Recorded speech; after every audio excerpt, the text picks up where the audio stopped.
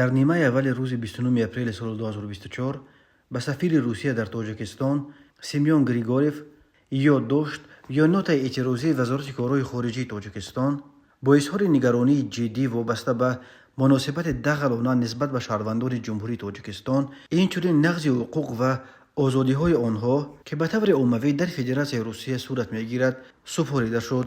بنا به اطلاع رسمی در یادداشت تاکید شده است که این گونه عملها تنها نسبت به شهروندان تاجیکستان عملی شده، بر رویه و عنعنه‌های مناسبت‌های تاجیکستان و روسیه کاملا موافق نیست. متن نوت اعتراضی وزارت خارجه به سفیر روسیه را برخی رسانه‌های دولتی نشر کردند، ولی تا شام 29 اپریل متن آن هنوز در سامانه رسمی خود وزارت و هم در سامانه خاور خبرگزاری رسمی حکومت تاجیکستان نشر نشده بود.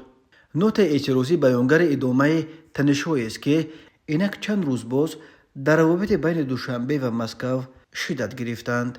یک روز قبل روز 28 اپریل سال 2024 نماینده رسمی وزارت کارهای خارجه تاجیکستان شاهین صمدی گفت که وضع شهروندان تاجیکستان که در فرودگاه‌های مسکو در ماندند مرکب باقی میماند. بنا به اطلاع او وضع شهروندان تاجیکستان به خصوص در فرودگاه‌های ونوک و سخت بوده.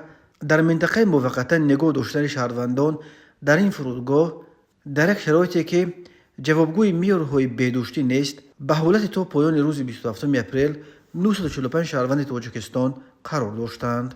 شاهین صمدی گفت که وضع در فرودگاه‌های دیگر پایتخت روسیه ژوکوفسکی، دمدیدوو و شرمتوو نیز مرکب بوده. 10 شهروند در این فرودگاه‌ها در مانده تاجیکستان نیز در شرایط خیلی نامناسب قرار دارند.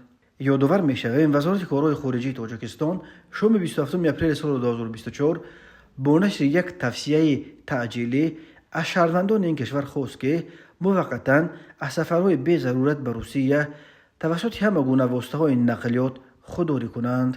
در تاریخ روابط دیپلماتی تاجیکستان و روسیه این بار اول است که دوشنبه در رابطه با شرایط شهروندانش نسبت به مسکو چنین برخورد شدید نشان می‌دهد. وزارت کارهای خارجه روسیه شام 27 اپریل سال 2024 در گذرگاه‌های مرزی روسیه مدت طولانی در ماندن شهروندان خارجی را به چاره‌های پیشگیری از تروریسم علاقه‌مند کرد. ماریا زخارova نماینده رسمی وزارت خارجه روسیه گفت چنین اقدام طبیعت موقتی داشته صرف نظر از ملیت شخصانی که وارد کشور میشوند صورت میگیرد. او افزود که در عین زمان یگان تغییر و علاوه در روی خط سبب‌هایی که میتواند باعث به مرز روسیه راه ندادن شهروندان خارجی شود اضافه نشده است و خارجیان در صورت داشتن همه حجت‌های لازم به روسیه راه داده میشوند.